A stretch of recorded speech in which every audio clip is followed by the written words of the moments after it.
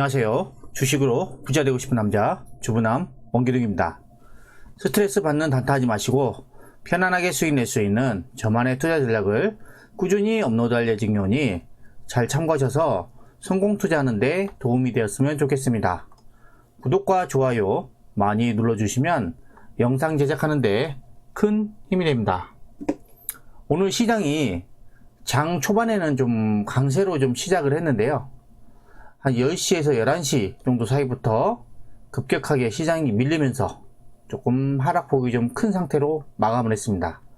자, 코스피는 보시면 오늘 0.9% 하락 마감을 했는데요.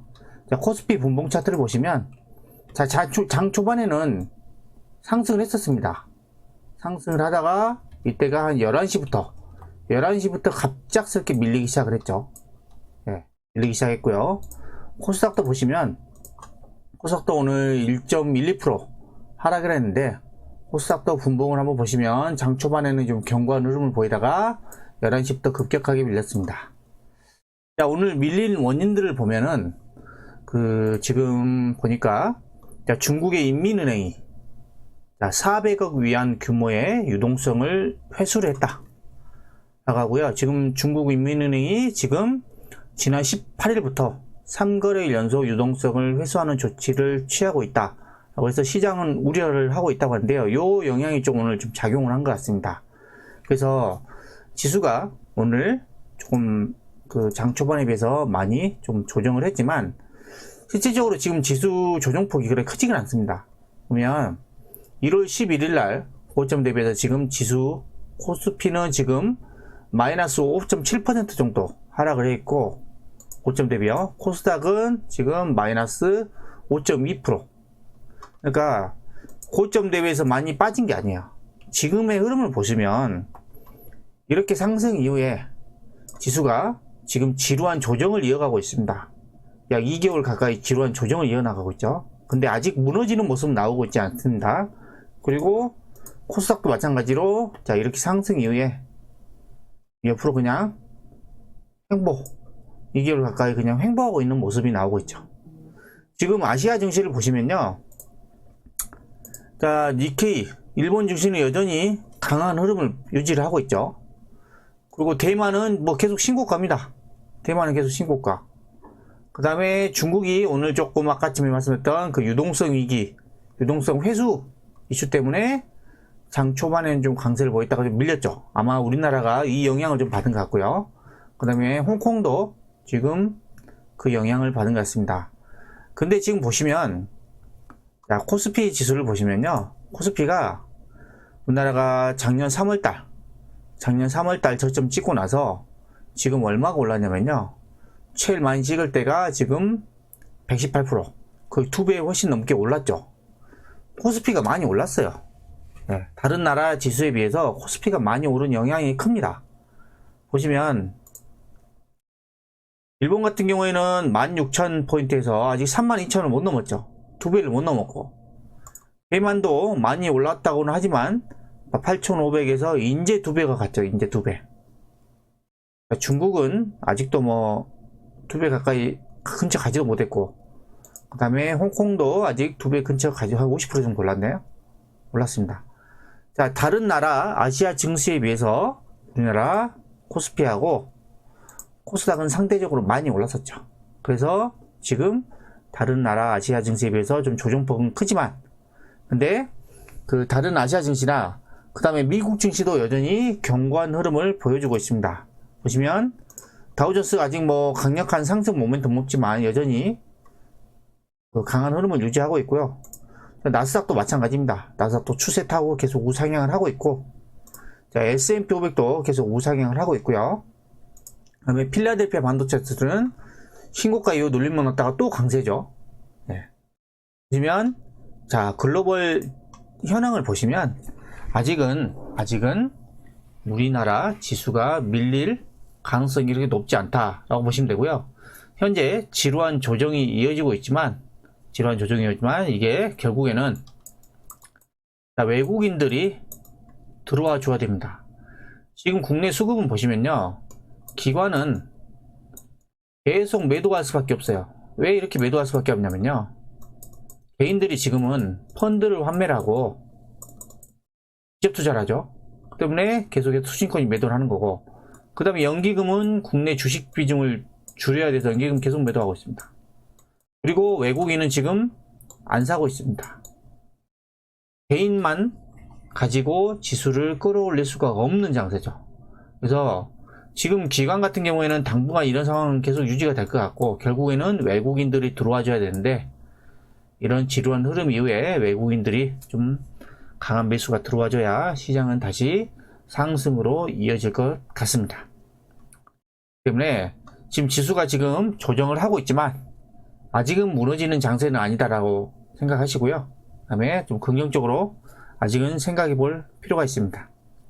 그리고요, 자, 원달러 환율을 보시면요, 지수가 강하게 하락을 하기 위해서는 원달러 환율이 급등을 해야 됩니다. 근데 오늘 좀 상승을 하게 했지만 0.4% 정도 상승했죠. 즉 원달러 환율은 추세 자체가 우하향 추세입니다. 환율이 하락한다는 것은 우리나라로 외국인이 유입될 수 있는 그런 조건이 되기 때문에 환율이 급등하지 않는 한 우리나라 지수도 그렇게 크게 빠지지는 않을 것으로 저는 생각을 하고 있습니다. 자, 그리고요, 자, 오늘 나온 뉴스를 보시면 지금 현재 자, 인플레이션 우려가 좀 커지고 있죠. 자, 미국도 그렇고 우리나라도 그렇습니다. 하지만 한국과 미국의 중앙은행은 현상 유지할 것으로 전망을 하고 있다 라고 나옵니다. 왜냐면 지금 보시면 왜 이랬냐면, 지금 이 국채금리, 자, 우리나라 보면 10년물 국채금리가 1.9%를 넘어서 버렸죠. 그래서 코로나 이전에 그런 국채금리가 올라와 버렸습니다. 미국도 마찬가지입니다. 미국도 지금 자, 기대 인플레이션이 16일 기준에서 2.24%, 2014년 이후 가장 높았죠. 이게 국채금리가 상승을 하면 어떤 이유가 생기냐면, 국채금리, 이거는 채권 금리가 올라가는 거죠. 그러면 이 상대적으로 채권 같은 경우에는 안전자산이란 말이죠. 안전자산. 가만히 놔두면 이 채권 금리만큼 수익을 낼 수 있습니다. 근데 채권 금리가 올라가면 올라갈수록 사람들은 안전자산으로 돈을 몰리게 되는 거죠. 그리고 상대적으로 주식은 위험자산으로 해서 위험자산이죠. 그래서 매도를 하게 되는 거죠. 그래서 이 채권 금리가 상당히 중요한 부분인데요. 제가 볼 때는 이 각국의 중앙은행이 지금 이 금리는 올라가고 있지만 실질적으로 실물 인플레이션이죠. 실물 경기는 아직도 다운돼 있습니다. 우리나라도 그렇고 미국도 그렇고 지금 유동성의 힘으로 지금 기대 인플레이션만 올라가 있는 거고, 실물 인플레이션은 아직도 경기가 안 좋죠. 이런 상황에서 갑자기 채권 금리 계속 올라가고 기대 인플레이션이 올라간다? 이게 뭐 그닥 좋은 상황이에요. 경기가 전반적으로 다 회복을 해야 되는데 그냥 유동성 힘으로 그냥 이렇게 올려버리면은 다시 경기가 또 꺾일 가능성이 높기 때문에 제가 볼 때는 우리나라도 그렇고 미국도 그렇고 중앙은행이 쉽사리 이 유동성을 꺾을 그런 가능성은 저는 높지 않다고 봅니다. 실물 경기에 살아나면 그때부터는 금리가 계속 오르겠지만 아직은 저는 그런 상황은 아니라고 좀 보고 있고요. 그리고 보시면 지금부터는 그동안은 대형주가 많이 올랐습니다. 코스피 대형주가 작년 11월 30일 대비해서 2월 19일까지 그 수익률을 보면 대형주가 21.84% 가장 많이 올랐죠. 그 다음에 중형주가 13%, 그 다음에 소형주가 10%로. 그래서 지금 대형주가 중소형주보다 훨씬 많이 올랐죠. 근데 앞으로는 중소형주가 훨씬 전망이 좋을 거라고 지금 기사가 나오고 있는데요. 그럼 저도 그렇게 생각하는 분이, 미국도 보면 지금 S&P 500 대형주가 지금 최근에 지금 상승률이 15%, 그 다음에 러셀 2000은 우리나라 코스닥 중소형주 같은 종목들인데요. 이게 한 19%로 S&P 500 대비해서 러셀 2000의 수익률이 상승률이 좀 높아지고 있고요. 자, 우리나라도 대형주가 너무 많이 올랐고요. 지금 개인들이 돈들이 대형주로 엄청나게 가 있습니다. 삼성전자, 현대차, 기아차 이런 주로 많이 가 있죠. 근데 개인들이 이렇게 많이 사놨는데 이거를 외국인과 기관이 올려줄 가능성이 높지 않겠죠. 그래서 상대적으로 그 주식 상승률이 좀 적고 개인들이 많이 없는 그런 전업대학생은 중소형주로 갈 겁니다. 중소형주도 물론 개인들이 많이 담고 있지만 이 상승률로 보면은 대형주가 그동안 너무 많이 올라서 지금 당분간 저는 좀 더 쉬어줄 거로 생각을 하고 있고, 상대적으로 도로는 이 중소형주들이 저는 강하게 종목 장세가 오면 강하게 치고 나갈 것으로 예상을 하고 있습니다. 그리고요, 자, 오늘 나온 기사 보시면 D램, 자, D램 가격이 이제 드디어 4달러까지 강하게 상승을 했다고 합니다. 4달러. 그러면 D램 가격이 지금 계속 올라가고 있습니다. 자, D램 가격이 계속 올라가고 있는데 지금 보시면 현재 DDR4 8기가가 지금 평균 4달러 5센트를 기록을 했죠.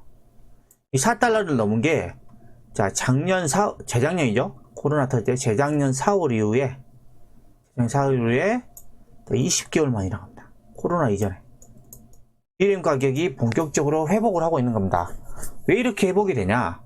보면, 스마트폰, 자, 보면 낸드 산업 같은 경우에는 스마트폰 고객들의 재고 축적 수요 증가하고, 그 다음에 노트북, 컴퓨터 구매 수요가 증가하면서 상승하고 있고, 자, 이 D램 같은 경우에는 IT, 가전, 산업에 대한, 그 다음에 뭐 서버나 뭐 데이터 센터 이런 증설 때문에 지금 서버용 D램이 엄청나게 지금 상승을 하고 있죠. 그래서 그로 인해서 지금, 자, SK 하이닉스의 실적도 지금 올해 예상 실적이 매출이 한 37조, 그 다음에 영업이익이 9조 9천억인데 저는 10조를 넘을 거라고 보고 있습니다. 그래서 지금 D램 가격이 턴어라운드 하면서 자, 반도체는 올해도 계속해서 좋아질 가능성이 높다고 보는 겁니다. 그래서 여러분들은 반도체, 뭐 메모리 반도체도 좋고요. 그 다음에 비메모리는 지금 엄청나죠. 지금 공급 부족 현상이죠. 이러한 공급 부족 현상을 단기간에 지금 해결할 수 있는 방법은 없습니다. 때문에 공급이 부족하고 수요가 급증하기 때문에 이 반도체 가격은 계속 상승할 수밖에 없습니다. 그래서 여러분들은 포트에 가장 집중하셔야 할 포트가 이 반도체입니다. 메모리하고 비메모리 쪽으로 집중을 하셔야 됩니다. 지금까지 제가 설명드린 내용에 대해서 공감하신다면 구독, 좋아요 부탁드립니다. 그리고 여러분들이 지금처럼 이렇게 그 조정을 이어지고 있지만, 조정이 끝나고 나서 세력들이 강하게 매수할 종목들이 어떤 종목들이 있는지 제가 그 종목들을 차트를 보면서 좀 설명을 드리겠습니다. 자, 제가 어제 영상에서 집중적으로 분석드렸던 네페스, 삼성전자 비메모리 핵심 협력사라고 했죠. 앞으로 올해부터 실적이 급증을 합니다. 보시면 이게 오늘 또 지수가 조정하면서 조정을 했죠. 근데 상단은 한 48,000원 정도, 하단은 지금 거의 42,000원대죠. 지금 이 구간을 지금 계속해서 박스권 흐름을 지속을 하고 있습니다. 근데 오늘 조정으로 저는 이런 구간에 매수할 수 있는 좋은 기회라고 보이는 겁니다. 기존에 가지고 계신 분들은 계속 가지고 가시면 되고요. 네페스가 없는 분들은 저는 매수하기 아주 좋은 자리라고 저는 보고 있습니다. 그리고 차량용 반도체 계속 부족하죠. 해성 DS도 그에 따라서 계속해서 수혜를 받을 수밖에 없습니다. 이 차량용 반도체 부족 현상은 당분간 해결할 수 있는 방법이 없습니다.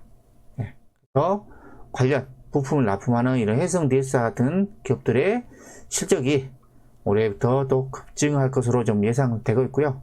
자, 지금 구간이라고 하면은 매수하기 괜찮은 위치까지 내려온 거겠죠. 그다음에 한비 반도체 장비 중에 제일 잘 가고 있죠, 최근에. 이것도 보시면 강하잖아요. 반도체 섹터가 이렇게 강합니다. 그리고 어보브 반도체, 이거는 시스템 반도체 설계 쪽인데 고점 대비해서 얼마 빠진 게 별로 없습니다. 그죠? 빠진 게 별로 없고. APTC. 이것도 반도체 장비주도. 이것도 신고가 이후에 조정을 하고 있지만, 조정폭이 그렇게 크지도 않습니다. 예, 여전히 잘 가고 있고. PSK. 반도체 장비주. 뭐 얼마 안 빠졌죠? 고점 대비 지금 해봐야. 자, 10%도 안 빠졌습니다. 얼마 안 빠졌습니다. 그 다음에 심텍. 여전히 잘 가고 있고요, 심텍.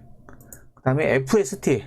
예, 오늘 잘 가려다가 지금 지수가 밀리면서 좀 밀렸지만, 자, 요런 종목들. 반도체 종목들은 여러분들이, 자, 핵심적으로 담아 놓으셔야 됩니다. 왜? 반도체는 4차 산업혁명의 쌀이라 그랬죠, 쌀. 4차 산업혁명을 하기 위해서 반도체가 없으면 할 수가 없습니다. 그렇기 때문에 엄청난 앞으로 성장 산업이고, 실적이 증하는 산업이 반도체입니다. 메모리도 좋고요, 비메모리도 또 좋은 것 같습니다, 제가 볼 때. 그래서 여러분들은 반도체 쪽에 집중을 좀 하셔야 되고요. 그 다음에 T-로보틱스. 이거는 로봇을 만듭니다. 로봇. 그러니까 반도체 생산 라인에 들어가는 로봇. 그 다음에 디스플레이에 들어가는 로봇. 그 다음에 의료용 로봇도 만들고 있습니다. 그 다음에 자율주행 관련해서 로봇도 들어갔습니다. 그래서 로봇은 앞으로 또 4차 산업혁명의 핵심이죠. 그래서 이런 종목들이 좀 조정을 좀 더 해주면, 제가 봤을 때 한 만원 근처까지 좀 온다고 하면, 자, 매수하기 좀 좋은 위치라고 좀 보고 있습니다. 그리고 험보. 자, 2차전지 관련주인데 2차전지가 최근에 좀 힘을 못 쓰고 있죠. 근데 여러분들이 기사를 많이 보셨겠지만, 친환경차, 그 중에서도 전기차의 성장은 앞으로 계속 지속됩니다. 그러면 이 전기차의 부품 가격의 한 30-40%를 차지하고 있는 배터리, 이 배터리, 핵심 배터리는 계속해서 우상향을 하겠죠. 배터리 관련주를 여러분들은 계속 주목을 하셔야 되고요. 첨보 같은 종목도 지금 반등한 이후에 좀 다시 좀 쉬고 있지만 저는 이런 상황이 어느 정도 지속되다가 갑자기 또 강하게 치고 나갈 가능성이 좀 높다고 보고 있습니다. 왜? 전방 산업이 워낙 좋으니까요. 그 다음에 에코프로 BM, 이것도 지금 최근에 좀 조정을 했죠. 조정을 했는데 어쨌든 전기차 산업의 극성장함에 따라서 이 종목도 저는 결국에는 또 우상향할 것으로 보고 있고요. 그 다음에 5G가 좀 반등하는 거 싶더니 또 지수 밀리면서 또 밀렸죠. 근데 5G는 절대 제가 봤을 때는 놓쳐서는 안 되는 산업이라고 생각합니다. 자, 이 5G가 있어야 4차 산업혁명을 할 수가 있습니다. 자율주행이 앞으로 뭐 각광받는 산업이죠. 근데 자율주행을 하기 위해서는 수많은 데이터를 엄청 빠르게 오고 가야 됩니다. 그렇게 해서는 5G망이 깔려 있어야 돼요. 때문에 5G는 4차 산업의 핵심 산업으로 생각을 하시고, 자, 이렇게 조정할 때 저 같은 경우는 오히려 좀 매수 타이밍으로 보는 게 저는 좋을 것 같습니다. 그리고 그런다면, 이 종목이 어떤 종목이냐면, 제가 봤더니 최근에 쿠팡